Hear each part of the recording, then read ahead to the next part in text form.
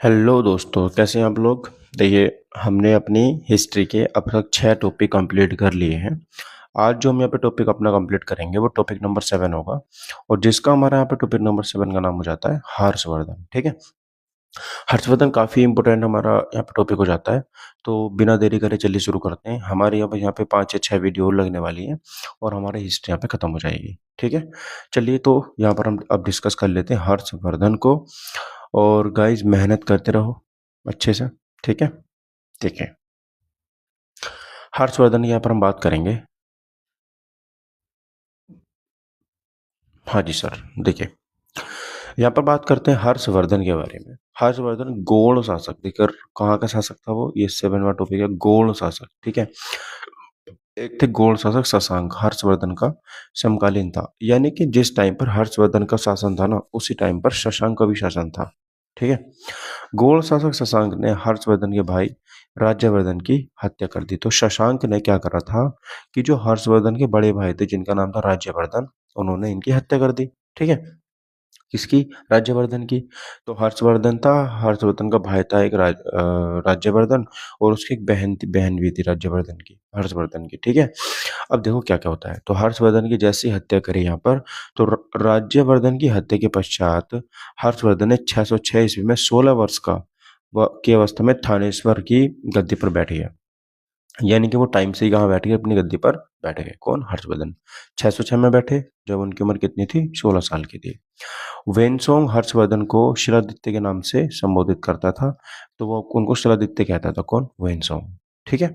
चलिए, हर्षवर्धन के शासनकाल में वेनसोंग स्थल मार्ग से भारत आया था। ठीक है।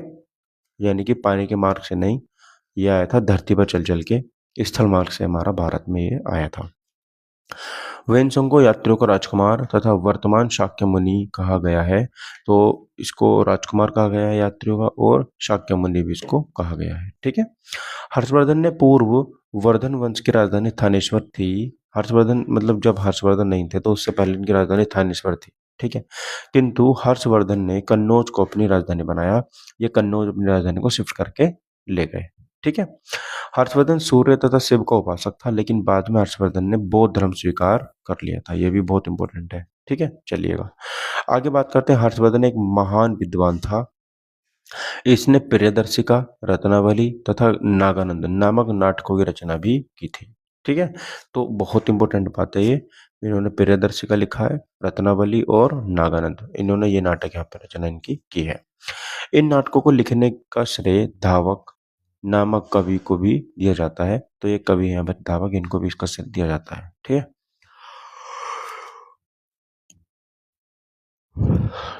अब देखो, अब हर्ष जो शशांक था उसने हर्षवर्धन के बड़े भाई यानी कि राज्यवर्धन की हत्या कर दी।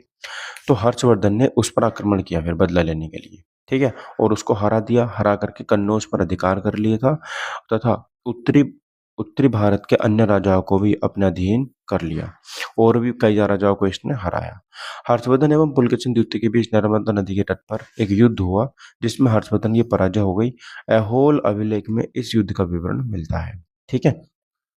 फिर यहाँ पर हमारा पुलकेशिन द्वितीय आता है, और पुलकेशिन द्वितीय ने हर्षवर्धन को यहाँ पे हरा देता है। ठीक है। और ये नर्मदा नदी के तट पर हमारा युद्ध होता है। समझ गए बात? ठीक है।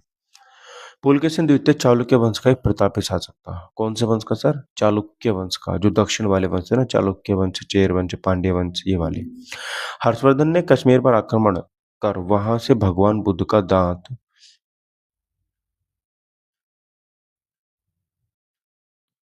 कन्नौज के समीप संघाराम में स्थापित किया था। ठीक है। तो कहाँ पर? कन्नौज के समीप में संघाराम में उन्होंने स्थापित किया था। हर्षवर्धन का साम्राज्य सामंती संगठन पर आधारित था, यानी कि सब लोग एक साथ मिलकर के शासन चलाते थे।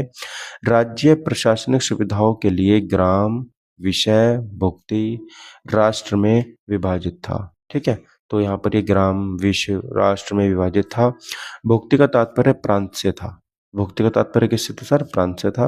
विषय जिले के समान था। जो विषय वो मतलब जिला, जैसे आज के टाइम पर जिला बोलते हैं वैसे इसको जिला बोलते थे। शासन की सबसे छोटी इकाई जो थी वो ग्राम थी। ठीक है। आगे देखते हैं। ग्राम शासन के प्रधान को ग्रामक्ष पटलिक कहा जाता था। ठीक है। ग्रामाक्ष पटलिक यहाँ पर कहा जाता था, जो गांव का प्रधान होता था। न्याय व्यवस्था का सर्वोच्च अधिकारी सम्राट था।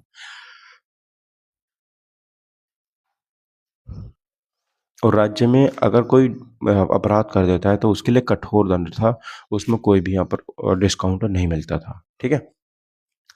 इस काल में सर्वाधिक आय भूमि से होती थी और भौगोलिक कर वसूलने वाला पुस्तपाल जमीन का हिसाब रखने वाला पदाधिकारी था।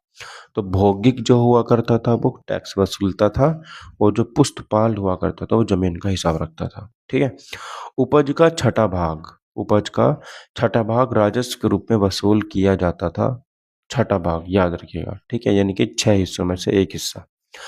हर्षवर्धन के समय नालंदा महाविहार महायान बौद्ध धर्म की शिक्षा का मुख्य केंद्र था, और हर्षवर्धन ने बाणभट्ट तथा मयूर शर्मन नामक विद्वानों को संरक्षण भी दिया था। ठीक है।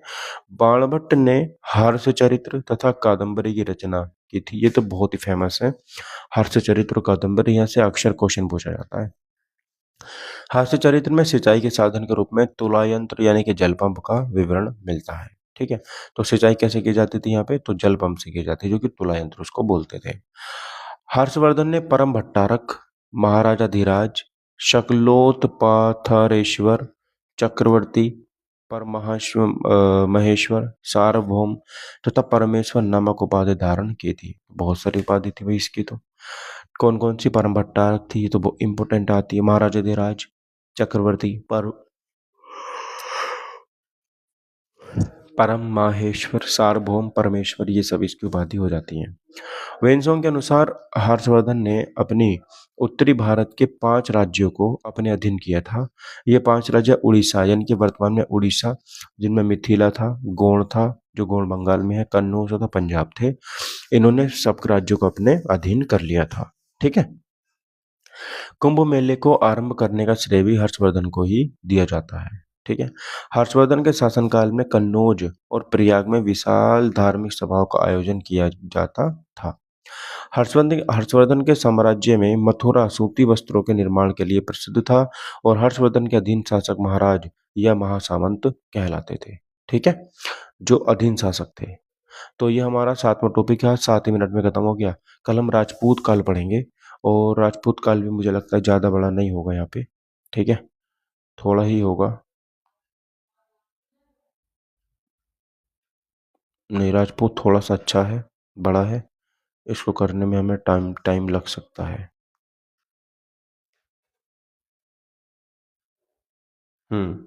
राजपूत काल थोड़ा काफ़ी अच्छा है, तो उसको हम यहाँ पे ध्यान से देखेंगे। ठीक है, चलिए। तो आज की वीडियो बस इतने रहने देते हैं। Thank you for watching my video. Take care, bye bye, जय हिंद, वंदे मातरम।